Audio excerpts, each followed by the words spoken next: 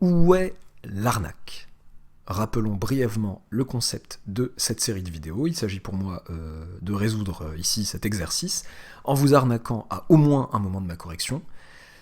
Après ma correction frauduleuse, je dévoile l'arnaque, j'indique une correction valide sur le ou les points où je vous aurai arnaqué, et avant d'avoir vu la vidéo en tout cas, je vous conseille de ne pas trop vous aventurer dans la section commentaires, parce que vous pourriez vous y faire spoiler.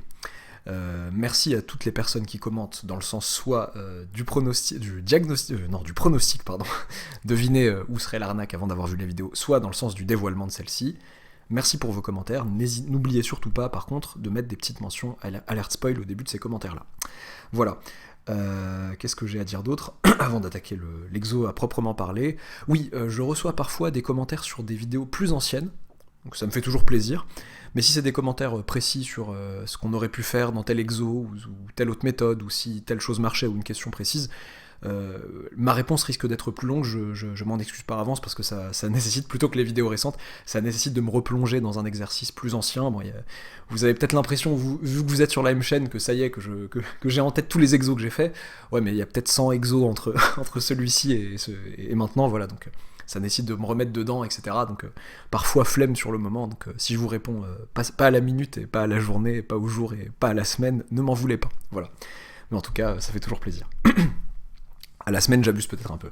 Soit n supérieur ou égal à 2, soit P appartenant à GLN de R, donc une matrice inversible de taille n à coefficient réel, pas dans cet ordre, c'est pas grave, enfin, une matrice à coefficient réel de taille n inversible, telle que P carré égale l'identité.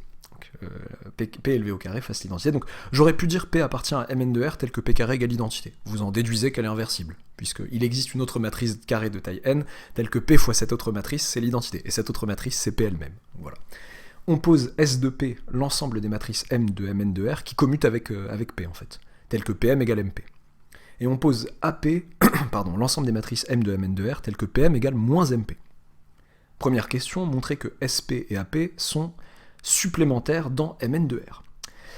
Ok, alors, je rajoute un truc, on admettra, on aurait pu vous le faire montrer, on admettra que ce sont deux sous-espaces vectoriels de Mn de R. La démonstration de sous-EV est assez rapide. Ok, la matrice nulle est dedans, stabilité par combinaison linéaire, tout va bien. Petit 2, montrer que pour tout m appartenant à Mn de R, trace de Pm carré P moins M carré est égale à 0. C'est parti. Alors, petit 1, on veut montrer que SP et AP sont supplémentaires dans Mn de R. On veut donc montrer que, quel que soit M appartenant à Mn de R, zut, un peu laid, mais M ces derniers temps, mais M calligraphiés pour les ensembles Mn de R, Mn de K, etc., sont un peu moches. C'est passager. Pour tout M appartenant à Mn de R, je veux montrer qu'il existe un unique couple de matrices que je vais appeler pour la première S, pour la seconde A, pas calligraphié, bon, pour faire la différence, appartenant à SP fois AP. J'allais très bien jusqu'à ce que je commence la vidéo, là, je crois, la gorge un peu sèche, pardon. Appartenant à SP fois AP, tel que M égale S plus A, en fait. Voilà. On veut montrer que toute matrice de Mn de R se décompose de manière unique, comme une matrice de SP, comme la somme d'une matrice de SP et d'une matrice de AP. Ok, bon. Soit M appartenant à Mn de R. Ok, on cherche S appartenant à SP, A appartenant à AP, tel que M égale S plus A. On va essayer de les trouver et de montrer qu'il n'y a qu'une possibilité pour S et pour A, quoi. Voilà. C'est parti. Donc on veut M égale S plus A. Et on sait que PS, c'est égal à SP, puisque S appartient à S de A, qui n'est plus indiqué, qui est là. S de P, pardon. S de P, j'ai bien mis S de P, oui. PS égale SP, du coup. Et AS, n'importe quoi. Et PA égale moins AP. Puisque grand A appartient à A de P. Voilà. Ok, bon. Qu'est-ce que je peux faire avec ça? Moi, je sais que... Qu'est-ce que je peux faire avec PS, PA? Bon, je peux regarder PS plus PA. ça peut être rigolo. PS plus PA, bah c'est aussi SP moins AP. C'est-à-dire en fait que P facteur de S plus A, c'est égal à S moins A facteur de P. Je peux factoriser dans le membre de gauche à gauche par P, et dans le membre de droite à droite par P. Ok, bon, sympa. Et alors, bon, ça veut dire quoi ça? Bah, S plus A, je rappelle que c'est M quand même. C'est-à-dire que PM égale S moins A fois P. Je sens que je vais pouvoir accéder à S moins A là avec ça. Et je rappelle que P est inversible. Un petit coup de fois P-1 des deux côtés à droite, donc PM P-1, va donc être égal à S-A fois P-1. C'est cool ça. J'ai S-A. Mais j'ai aussi S plus A. Attendez, rappelons que S plus A, ce n'est autre que M. Alors dans ce genre de situation, il faut savoir qui est connu et qui est-ce qu'on cherche. Ce qui est connu, c'est M. La matrice M, c'est celle dont je pars et que je voudrais décomposer de manière unique, comme somme d'une matrice S et d'une matrice A, S appartenant à SP, A appartenant à AP. Donc M, c'est quelque chose de connu. P aussi, c'est connu. Hein. P, c'est le truc qui est posé à la base par l'énoncé. Parce que nos seuls inconnus, c'est S et A. Donc si j'ai S plus A égale M, première équation avec mes deux inconnus, et une équation certes matricielle, mais une équation simple avec des additions, et ma seconde équation qui est S moins A égale PM P-1, mais c'est-à-dire, enfin PM P-1 d'ailleurs, tiens je rappelle que P-1 c'est P en fait, hein. P au carré égale identité, ça veut bien dire que P est inversible, bon ça on l'a dit, mais P égale P-1 surtout, parce que P fois P ça fait identité, donc P est l'inverse d'elle-même. Du coup j'ai ces deux équations. Les gens aiment bien quand il y a deux équations, tout d'un coup souvent ça enclenche un truc dans le cerveau de mettre un petit accolade comme ça, ah tiens cool, bon bah là on va pouvoir faire des trucs comme on fait avec les systèmes. On va sommer les deux lignes. Ligne 1 plus ligne 2, ça me donne que 2S, donc si je somme S plus A plus S moins A, ça fait 2S égale M plus PMP, c'est-à-dire que S est égal à 1/2 de M plus PMP. Et si je fais maintenant ligne 1 moins ligne 2, ça fait S plus A moins S plus A, donc ça va faire au revoir les S, ça fait 2A égale M moins PMP, c'est-à-dire que A égale 1/2 de M moins PMP. Ah bah ça c'est très cool. Qu'est-ce que je viens de faire? S et A sont définis de manière unique. C'est parfait. On a montré. Il n'y en a pas d'autres, en fait. Vous avez ce S là, vous avez ce A là, vous n'avez pas le choix, en fait. On a montré qu'il existait un unique couple SA avec S appartenant à SP, A appartenant à AP, zut, tel que M égale S plus A. Et ce, pour tout M appartenant à Mn de R. Ok. Donc, ça prouve bien que Mn de R est égal à la somme directe de SP, je me suis remis les pinceaux, zut, de SP, je voulais dire, et de AP. Ce qui veut dire que SP et AP sont supplémentaires dans Mn de R. C'est parfait. Question 2. Montrer que pour tout M appartenant à Mn de R, trace de PM carré P moins M carré égale 0. Bon. On m'a fait constater que deux sous-espaces vectoriels étaient supplémentaires dans Mn de R. C'est peut-être le moment de m'en servir, je sais pas. Quel que soit M appartenant à Mn de R. Si M appartient à SP. Donc je rappelle que ça veut dire que PM égale MP. Oui, c'est ça, j'avais oublié. Pardon. Ce qui m'intéresse, c'est la trace. Donc la trace de, je sais plus, PM carré P moins M carré. D'accord. Je vais regarder qui est M. Donc ouais, la trace plutôt. Trace de PM carré P moins M carré.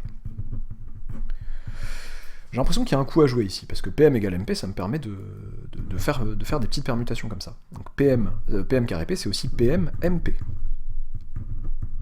Ok. Sauf que PM égale MP, comment je vais faire? Si je mettais le P et le P ensemble, là, ça ferait du P carré, ça ferait l'identité, ça me simplifierait mes calculs. Comment je vais faire? Bah, PM, c'est MP, et MP, c'est PM. Je dis que ça, c'est PM, MP, donc ça, c'est MP, PM. Ok, moins M carré. Bon, c'est cool. Ça me fait trace de M, P carré, M, moins M carré. Oui, mais P carré, c'est l'identité, donc ça fait trace de M, identité, M, moins M carré. Ce qui fait donc trace de M carré moins M carré.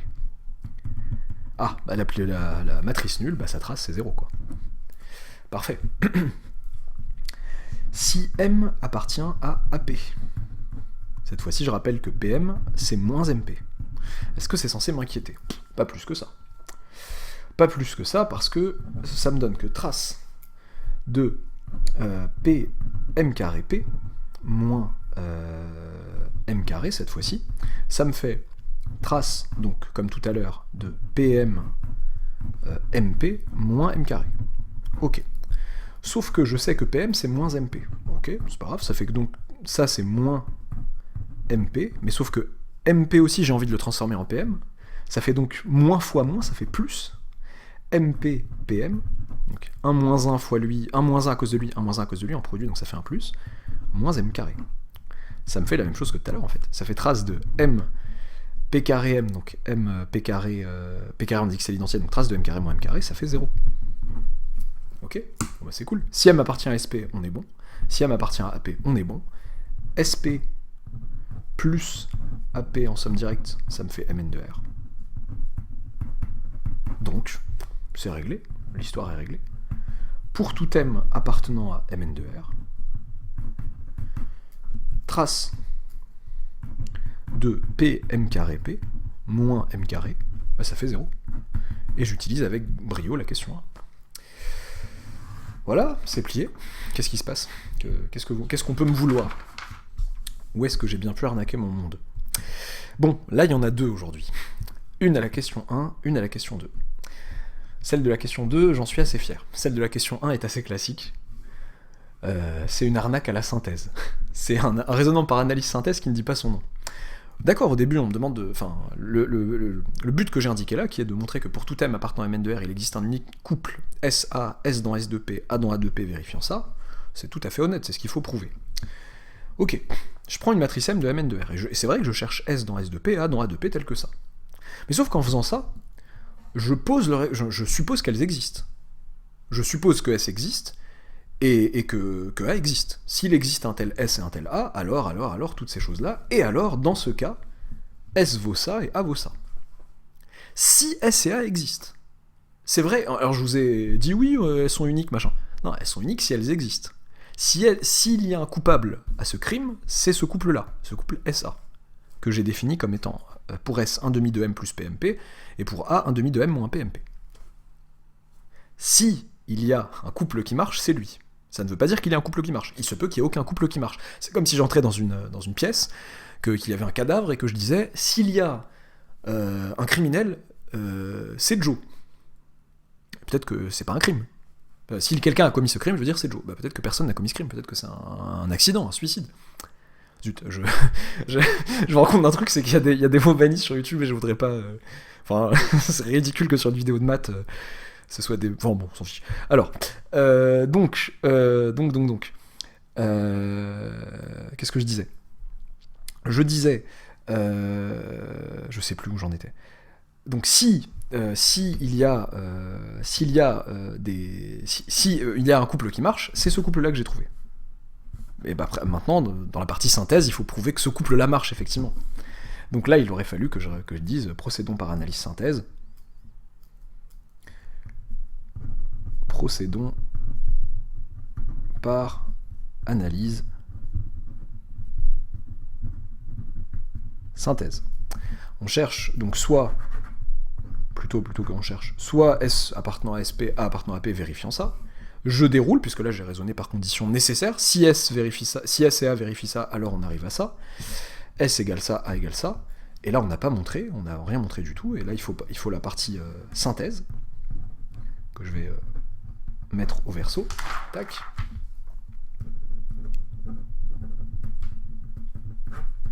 Synthèse. Donc, toujours pour la matrice M en question, soit S égale 1 demi de M plus MP. 1 demi de M plus PMP, pardon. Et A égale 1 demi de M moins PMP. Il faut vérifier que S appartient à SP, A appartient à AP, que leur somme fait M. Bon, S plus A égale... Bon, je fais le calcul rapidement, ça fait 1 demi de M plus 1 demi de PMP plus 1 demi de M moins 1 demi de PMP, ça fait bien 1 demi de M plus 1 demi de M, et ça fait M, donc tout va bien. Ça veut pas forcément dire, oui, la partie synthèse, ça veut pas forcément dire que c'est compliqué, hein, mais il faut quand même vérifier que les matrices qu'on a trouvées marchent bien. Pour vérifier que S appartient à SP, il faut calculer PS, et il faut vérifier que ça fait SP. PS, c'est 1 demi de PM plus P carré MP, ça fait 1 demi de PM plus MP, parce que P carré ça fait l'identité.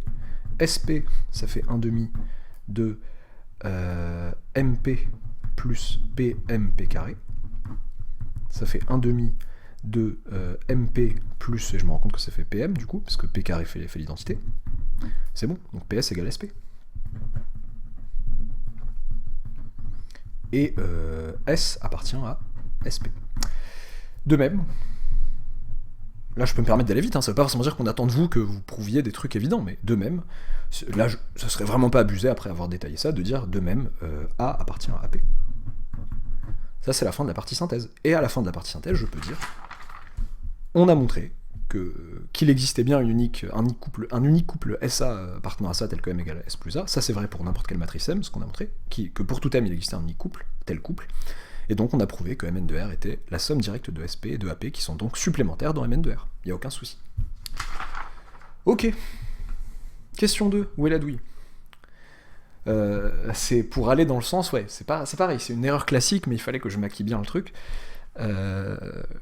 Beaucoup d'élèves ont tendance à considérer que deux sous-espaces vectoriels SP et AP supplémentaires dans Mn de R, ça voudrait dire en quelque sorte qu'ils seraient complémentaires, en fait. Il y a un glissement sémantique comme ça, et en fait ça voudrait dire qu'une matrice de Mn de R est soit dans SP, soit dans AP. Voilà, SP et AP permettent de recouvrir Mn de R tout entier.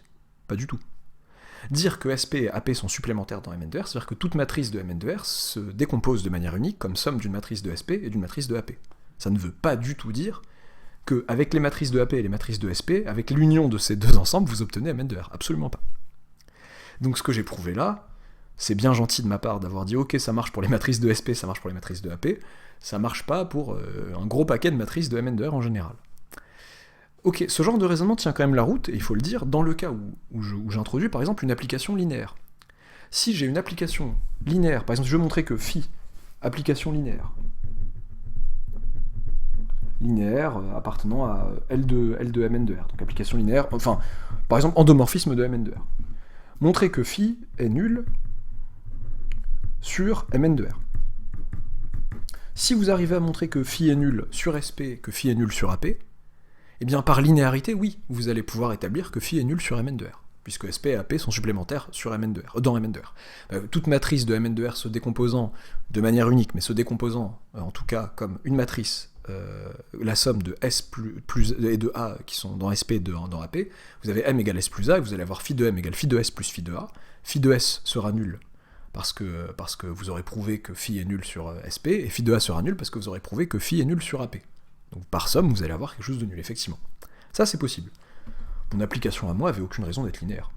D'accord, il y a la trace, enfin, l'application qui a M associe ça, c'est la trace de PM carré, P moins M carré. Donc oui, au final, enfin les gens me diraient, mais au final elle l'est, puisque c'est l'application nulle, pardon. Donc elle est forcément linéaire, mais en tout cas elle avait aucune raison de l'être a priori. Il y avait plus simple, il y avait plus bête. Sinon, tout ce que j'ai fait ici microscopiquement, chez SP et chez AP, me semble pas qu'il y ait d'arnaque dedans. Enfin, je me suis débrouillé pour que ça marche bien sur SP, que ça marche bien sur AP. Il n'y avait aucune raison de se casser la tête comme ça. Pour tout M appartenant à Mn de R, par linéarité de la trace, justement, trace de PM carré P moins m carré, et ben c'est tout simplement la trace de pm carré p moins la trace de p carré. On n'oublie pas à ce stade que p c'est p-1, c'est trace de pm carré p-1 du coup, moins trace de p carré. Je rappelle que la trace est un invariant de similitude, donc deux matrices semblables ont même trace. Et donc là je vais avoir, parce que là j'ai une matrice semblable à m carré, puisque c'est p m carré p-1. Là je vais avoir trace de m carré, moins trace, j'ai mis p carré là, pardon. Je sais pas pourquoi j'ai mis p carré, c'est m carré, pardon. C'est laid, tant pis, vous comprenez, moins trace de m carré. Et ça fait 0, tout simplement. Pour savoir pourquoi la trace est un invariant de similitude, vous pouvez commencer par prouver, bon je vais pas le faire ici, par prouver un résultat classique et que trace de AB est égale à trace de BA. Si je prends A et B de matrice carrée de taille n, trace de AB égale trace de BA en revenant à la somme, à la formule de la somme, à la formule qui donne le coefficient général d'un produit de deux matrices, avec une somme, etc. Et après vous obtenez la trace de ce machin, et vous arrivez à établir que trace de AB égale trace de BA, et si vous arrivez à établir ça, bah, par exemple trace de A fois B, c'est égal à trace de B fois A, et vous avez trace de P-1 PM carré, qui fait trace de M carré. Dans la plupart des filières auxquelles je m'adresse, le résultat que les traces de deux matrices semblables sont égales est un résultat du cours, donc pas à redémontrer, sauf bien sûr si l'examen ou l'examinateur me le redemande. Donc voilà. Voilà, j'espère que ça vous aura plu, j'espère que vous serez fait avoir au moins à l'une des deux arnaques. La première, quand on a l'habitude, enfin, non, la première, il y en a qui vont se faire avoir, je pense, hein, parce qu'il y a beaucoup d'élèves qui, sans s'en rendre compte, le font, ça. Alors, ils démarrent en partant du principe que SCA existe, en n'étant pas choqués de partir du principe que SCA existe. Ok, bah j'ai trouvé tel S et tel A, mais qui t'a dit que SCA existait à la base? Voilà. Quand on raisonne bien par analyse synthèse proprement dans ce genre de cas, on a conscience que, ok, on suppose qu'elles existent, et après dans la synthèse, il faut vérifier que ces deux que j'ai trouvés marchent bien, ce qui donnera l'existence. L'unicité si existence plus l'existence, ça me donne l'existence et l'unicité, voilà. N'oubliez pas de vous abonner si ce n'est pas encore fait, d'activer la petite cloche des arnaques, et à bientôt pour une nouvelle vidéo.